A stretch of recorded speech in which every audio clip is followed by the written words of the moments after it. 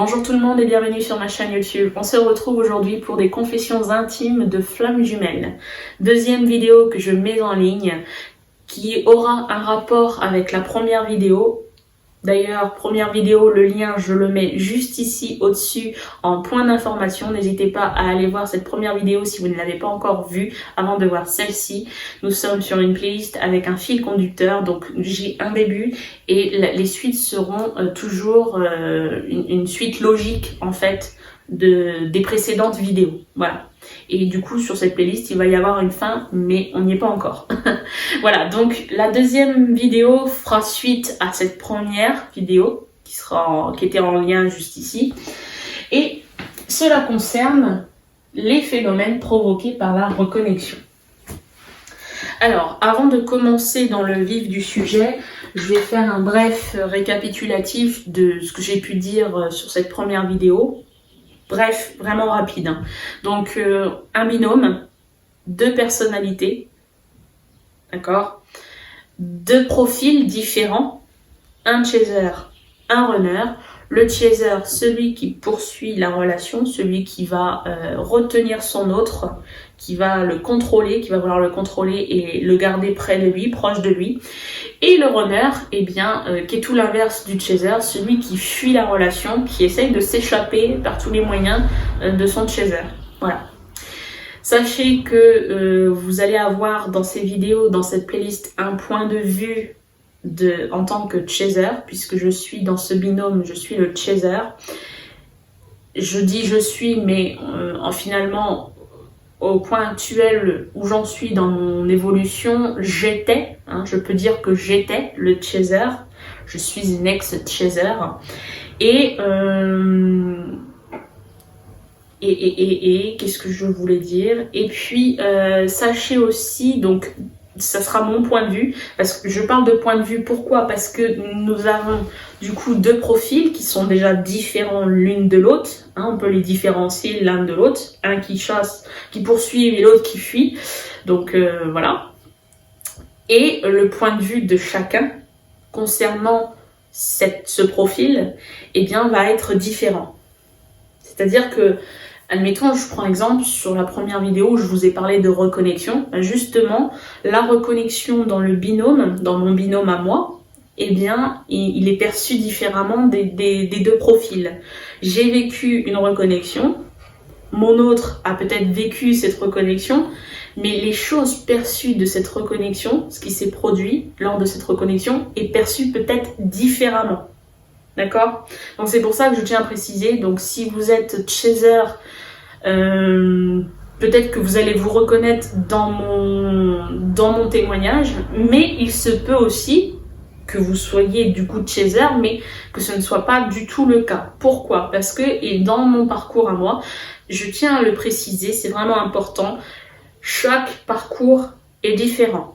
C'est-à-dire que vous allez retrouver, oui, les étapes, les 7 étapes les plus importantes, elles seront en chacun des binômes, elles vont se matérialiser en chacun des binômes de flammes jumelles, mais elles seront vécues différemment. Ce que j'ai vécu, mon expérience vécue par rapport à, admettons, la reconnexion, ne sera peut-être pas vécue de la même manière pour vous si vous êtes chaser, d'accord?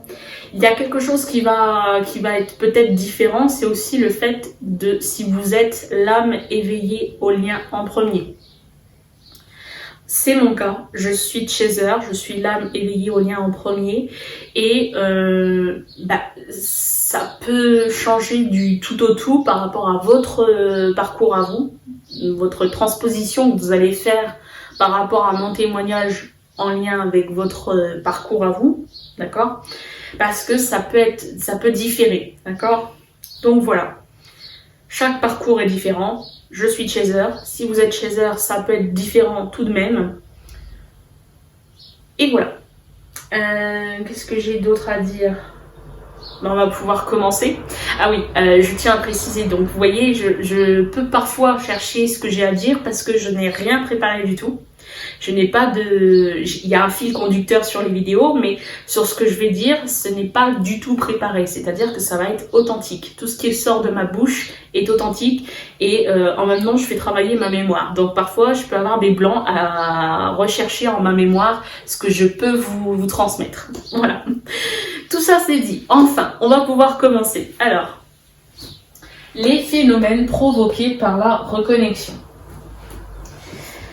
En tant que chaser éveillé au lien, par rapport à mon expérience. Alors, s'il y a bien une chose que la reconnexion a mis en place dans ma vie personnelle et qui a changé ma vie du tout au tout, c'est le plus gros point que je puisse nommer, ça va être l'éveil spirituel. Cet éveil spirituel, c'est pas quelque chose que j'ai voulu, c'est pas quelque chose que j'ai cherché non plus. C'est quelque chose, quand je l'exprime pour des flammes jumelles qui sont dans mon entourage, qui sont autour de moi, quand je peux les aider par mon expérience, je leur dis toujours que cet éveil, je suis sur une route, d'accord ? Je suis sur une route et tout d'un coup, alors une ligne droite, imaginez je suis sur une ligne droite et d'un seul coup, tombant du ciel, un mur vient se planter sur cette route. Moi étant allé on va dire à 100 km/h, sur une autoroute à peu près 110 km/h, eh bien, il se positionne devant moi, j'ai une distance, admettons, de 30 mètres. Si je me mets à freiner d'un seul coup, j'aurai pas assez de distance pour ne pas me prendre le mur. En fin de compte, moi, ce que j'ai vécu de cet éveil spirituel, c'est je me le suis pris en pleine face. Je ne l'ai pas cherché, je ne l'ai pas voulu. Voilà, c'est vraiment quelque chose qui m'est arrivé et ça a été comme un accident, mais vraiment, waouh, très, très, très vite, très bref, très, voilà. Je ne pouvais pas l'éviter, je n'aurais pas pu l'éviter.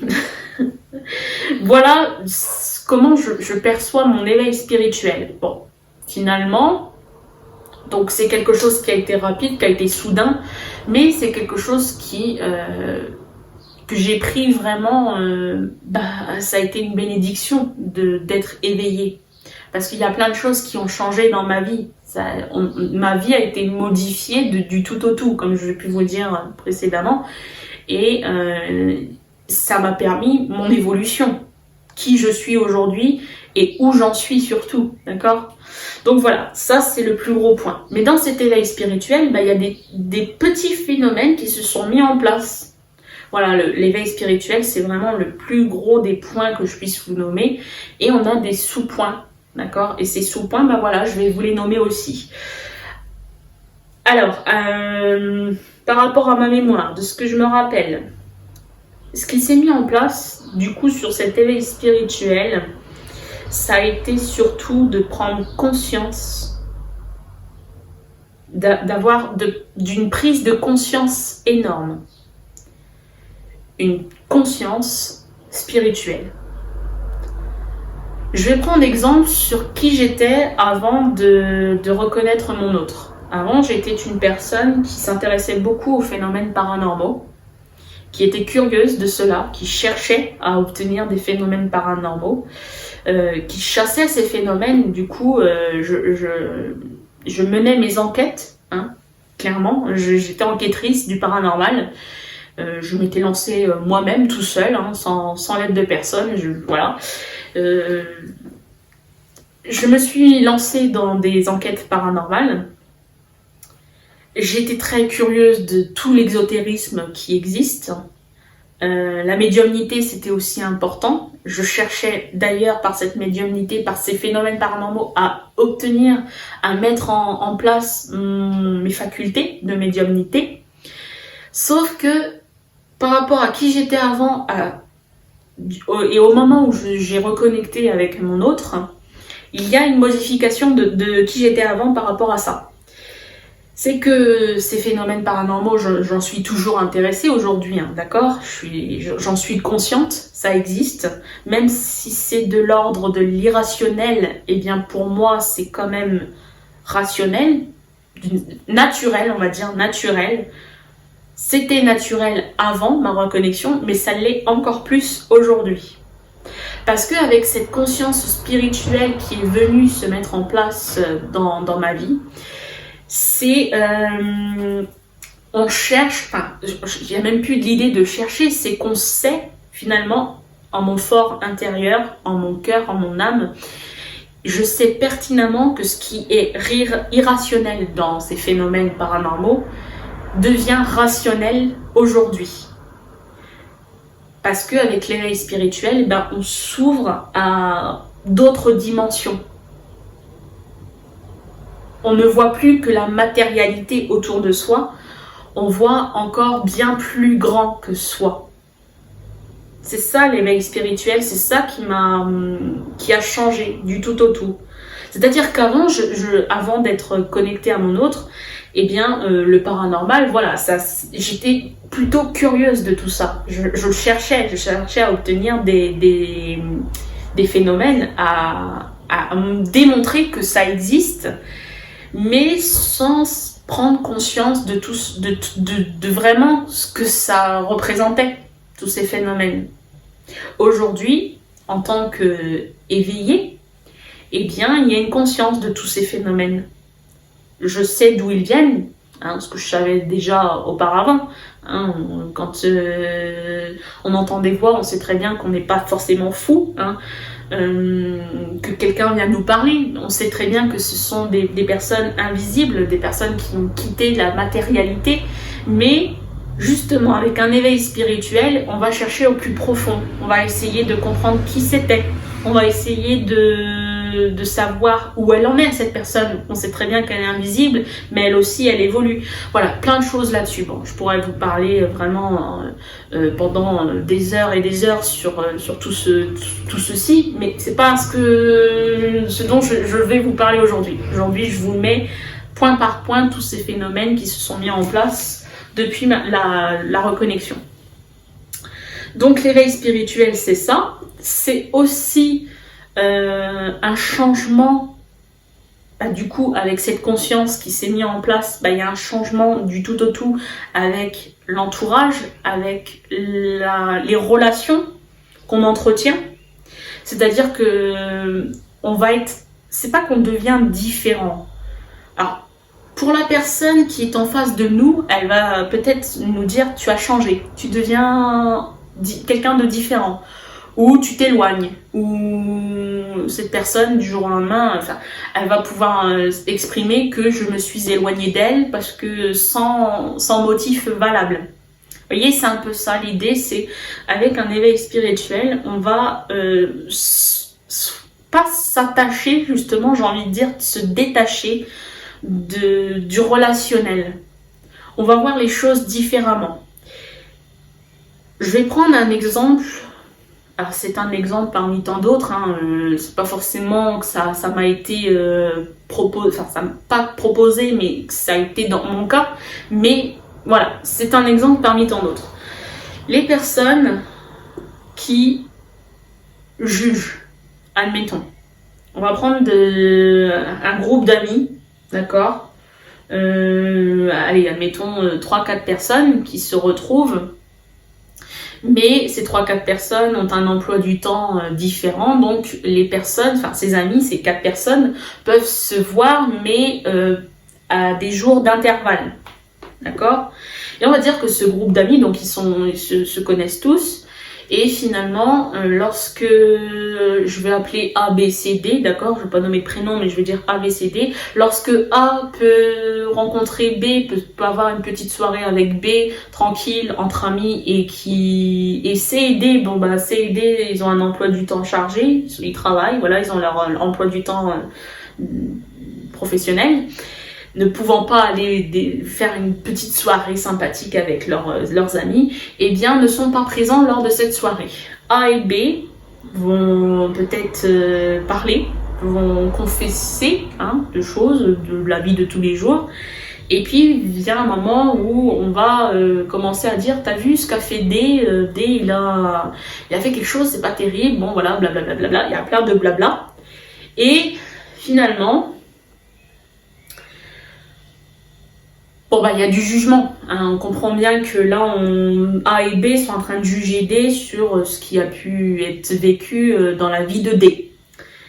Et puis un autre jour, le lendemain, admettons, c'est une soirée que peuvent faire B et C. B et C, admettons, se retrouvent, et puis B vient dire à C justement que A hier lui a dit A m'a parlé de D hier, comme quoi D avait fait ci, avait fait ça. Et vous voyez, c'est voilà. Là, si je prends un exemple, c'est vrai que j'aurais pu ne pas vous donner cet exemple-là, mais c'est pour vous faire comprendre que sur un phénomène de jugement, admettons, eh bien, ce phénomène-là, on va prendre de la distance. Toutes les personnes qui vont venir juger les autres et finalement nous juger nous, eh bien, on va prendre de la distance avec ça. On a une conscience plus... Ce que j'ai envie de dire par là, c'est qu'on cherche, avec la conscience spirituelle, on va chercher la paix intérieure. Mais pour trouver la paix intérieure, il faut déjà la trouver en extérieur. Tout ce qui est, j'ai envie de dire, toxique autour de soi. Alors, toxique, c'est peut-être un mot qui peut faire peur, mais... c'est le mot exact que je peux pas nommer autre que ce mot-là, vous donner un autre mot que celui-ci. Je pourrais vous dire négatif, mais négatif, ce serait peut-être que vous le prendriez comme quelqu'un de négatif, comme quelqu'un qui n'a pas sa place près de nous. La toxicité, on vit avec des personnes autour de soi toxiques. Ça peut être de la famille, ça peut être des amis, des personnes qui nous sont toxiques, qui vont nous... énergétiquement, en fait, quand j'entends toxicité, c'est des personnes qui énergétiquement ne sont pas en accord avec vos propres énergies. Donc, eh bien, si cette personne, elle est trop loin de vos propres énergies, eh bien, ça va... les énergies entre l'un et l'autre, ça s'assemble, vous voyez, ça échange. Les énergies s'échangent avec tout, avec le tout. Et du coup, quand on rencontre une personne, quand on parle avec elle, quand on se confie à elle, l'échange énergétique se fait. Mais si cette personne, elle est plutôt négative dans sa vibration, dans ses énergies, elle va pas vous aider elle va plutôt vous... ça va pas monter, ça va plutôt descendre au niveau des énergies, d'accord? Donc on peut appeler ça une personne toxique, même si elle n'est pas forcément méchante dans la vie de tous les jours, cette personne. C'est simplement qu'énergétiquement, elle vous offre des énergies qui vous baissent vos énergies. Donc voilà, toxicité, c'est ça que j'entends. C'est une personne qui énergétiquement ne vient pas vous aider dans l'évolution de ces énergies-là. Elles viennent plutôt vous baisser vos énergies. Voilà, donc, eh bien, voilà. Quand je parle de paix intérieure qu'on essaye d'abord de trouver en extérieur, si nous sommes sur des personnes toxiques autour de nous, cette paix intérieure, on ne peut pas la matérialiser en soi. Et donc, c'est là qu'il y a un changement qui s'opère. Moi, en tout cas, je l'ai vu autour de moi. Toutes les personnes toxiques, eh bien, je me suis éloignée. J'ai compris que ces personnes ne m'apportaient finalement, sur le plan énergétique, on est bien d'accord, sur le plan énergétique, ces personnes ne m'apportaient pas grand-chose de positif en soi. Et donc, voilà, il y a eu comme un éloignement. Alors, certes, l'éloignement que j'ai mis en place avec certaines personnes de mon entourage, eh bien, ça a pu être perçu par justement ces personnes ça a pu être difficile à vivre parce que on avait peut-être un bon feeling avec ces personnes, peut-être qu'on s'entendait finalement bien, mais énergétiquement, c'était pas le cas. Et c'est ça, et c'est pas que vous voulez mettre à la porte tout le monde, hein. Vous n'êtes pas non plus, vous cherchez pas votre solitude, mais avec la reconnexion, cet éveil spirituel, pour moi, ça a été, j'ai fait un grand nettoyage autour de moi. Quand on parle de nettoyage de printemps, on peut parler aussi de nettoyage énergétique. Et toutes les personnes qui ne nous offraient pas de bonnes énergies, ou qui n'étaient pas équilibrées dans leurs énergies en lien avec nos propres énergies, eh bien, voilà, naturellement, eh bien, il y a un éloignement qui se fait. Alors ça vient pas forcément de nous, c'est pas nous qui mettons à la porte forcément, mais l'univers aussi peut se charger de mettre en place cet éloignement. Peut-être par un déménagement, une des deux personnes, moi ou la personne toxique, eh bien, elle a déménagé. Donc, du coup, il y a éloignement. Donc, il y a moins de contact avec cette personne. Vous voyez, c'est pas forcément un éloignement on met pas la personne dehors, je veux plus te voir, t'es toxique pour moi. Voilà. Non, c'est pas forcément ça. C'est surtout que, la vie elle-même peut faire en sorte que l'on s'éloigne des personnes toxiques. Voilà le point que je mets en évidence ici, concernant l'éveil spirituel. Après, il y a des changements aussi avec cette conscience spirituelle, cet éveil. Ça aussi, c'est des synchronicités. Alors, peut-être que vous savez ce que c'est. Pour les personnes qui ne savent pas, les synchronicités, ce sont des signes on pourrait parler de signes de coïncidence. C'est-à-dire que, admettons, vous pensez à une personne, ça fait longtemps que vous ne l'avez pas vue, puis finalement, c'était le matin, admettons, sur une journée, vous avez pensé la matinée, vous avez pensé à une personne que vous n'avez pas vue depuis longtemps, et donc la journée se passe, l'après-midi, vous êtes très occupé, vous travaillez, vous êtes sur votre lieu de travail, et donc ça vous a échappé, cette pensée du matin vous a échappé. Mais dans l'après-midi, bizarrement, il y a, admettons, une télé qui est allumée. Une personne qui se fait interviewer à la télé, et le prénom de cette personne, c'est le prénom de la personne que vous aviez pensé ce matin. Vous voyez, c'est un peu ça, les synchronicités. Et ça du coup, le prénom, quand vous avez entendu le prénom, vous vous êtes rappelé de cette pensée du matin. Tiens, j'ai pensé ce matin à cette personne, oui, je l'avais déjà oublié, mais il faut que je pense à l'appeler, cette personne. Vous voyez, ça. Après, les synchronicités, ça peut être un signe, admettons, tout banal, basique, une plume, admettons, sur votre chemin, vous êtes très connecté aux anges, vous appréciez l'image de l'ange, aussi, que ça peut être pas forcément des anges, mais si vous voyez en l'occurrence un guide spirituel, si vous pensez que les guides existent, eh bien vous allez penser que c'est un signe de ce guide. Surtout si cette plume, vous la voyez pas en extérieur, vous la voyez en intérieur, admettons posée sur votre tête d'oreiller synthétique, d'accord ? Ça a été mon cas. J'ai vécu ça, j'ai une tête d'oreiller qui est de matière synthétique, donc pas du tout en plume d'oie, il n'y a pas de plume du tout. Et j'avais cette tête d'oreiller, justement, elle était il y a les draps dessus, hein, d'accord, et une plume le soir où je vais me coucher, une plume juste sur la tête d'oreiller, comme ça, juste posée, comme ça, positionnée. Voilà, donc ça c'est un signe, on le prend comme un signe. Ça peut être aussi les heures miroirs, beaucoup les flammes jumelles. Alors les heures miroirs, on peut les compter. À un moment donné, on les compte plus parce qu'on en a tellement. Enfin, pour moi en tout cas, ça a été un des signes que j'ai vu le plus dans ces synchronicités. C'est pas forcément que c'est ça, hein, que les plumes, j'en perds mes mots. Que les plumes et les heures miroirs, il y a aussi le fait d'entendre des musiques, d'accord ? d'avoir une musique en tête. Alors, certains peuvent se dire, bah si, c'est rationnel, parce que peut-être que cette musique, tu l'as entendue récemment à la télé, à la radio, que tu l'as entendue chanter par quelqu'un d'autre, une personne passant à côté de toi, elle le sifflait, voilà.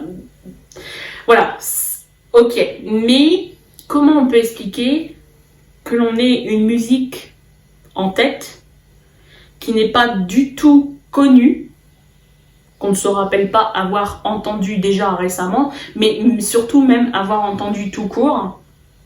Alors vous allez me dire, c'est pas possible parce que si on a une musique en tête, c'est forcément qu'on l'a déjà entendue. Oui, alors je prends aussi exemple sur une des synchronicités que j'ai eues une fois. C'est pour ça que je viens à vous parler des musiques qu'on peut avoir en tête et que du coup on ne peut pas rationaliser ça parce que c'est compliqué de rationaliser ceci. C'est-à-dire que cette musique, je l'ai peut-être entendue vraiment une seule fois. On sait que le cerveau, la mémoire surtout, elle mémorise très vite. Il se peut que on entende quelque chose, qu'on voit quelque chose une seule fois dans sa vie et c'est mémorisé dans la mémoire. Et du coup, je pense que c'est ça, c'est que je l'ai entendu peut-être une fois, mais que cette musique, une fois que je l'ai chantonnée, je l'ai pas reconnue. Je l'ai pas reconnue et je me suis dit, je suis en train de chanter une musique, je me demande où j'ai pu l'entendre et est-ce qu'elle existe vraiment, puisque finalement je m'en rappelais pas. Et donc cette musique, pour savoir ce qu'elle était, parce qu'elle était vraiment persistante, hein. Elle est vraiment restée dans ma tête un certain nombre de jours, jusqu'à temps que je me dise, bon, faut que je la trouve cette musique, parce que je l'ai en tête, il y a peut-être une raison à ça, ou moi j'étais focalisée là-dessus et je pensais qu'à ça. Et donc cette musique, par les réseaux sociaux, je me suis mis en vidéo pour chantonner cette musique et demander à mes amis sur mes réseaux s'ils connaissaient le rythme et me dire quel titre pouvait être cette musique. Et puis du coup j'ai eu une réponse, j'ai eu le titre de la musique, j'ai découvert la musique et je me suis dit voilà, c'est ça. Mais quand j'ai entendu la musique, quand j'avais le titre, quand j'avais mis la musique en fond, je me disais mais je l'ai jamais entendu. Pour moi, je me rappelle pas l'avoir entendu. Et pourtant, je l'avais en tête. Et justement, cette musique, il y avait des paroles. Et les paroles résonnaient en moi. Quand j'ai lu les paroles, ça a résonné en moi en lien avec les questionnements que je pouvais me poser. Voilà, donc les synchronicités, c'est des choses comme ça. Ça peut être... à un moment donné, vous êtes sur la route. Alors, voilà, entre toutes les voitures qui circulent sur la route, d'accord, sur les axes routiers, il y en a pas mal. Et bizarrement, vous êtes sur la route. Parfois, vous avez des moments, vous savez, un petit peu vous êtes plus concentré sur la route, vous êtes concentré ailleurs tout en conduisant. Et des fois, ça fait peur, hein. Des fois, vous arrivez à un endroit, vous dites, je suis déjà arrivé, alors que vous allez peut-être comprendre si vous avez le permis et que ça vous est déjà arrivé. Et souvent, il m'est arrivé d'être dans mes pensées en conduisant et parfois, même ma pensée, souvent, elle dérivait sur mon autre.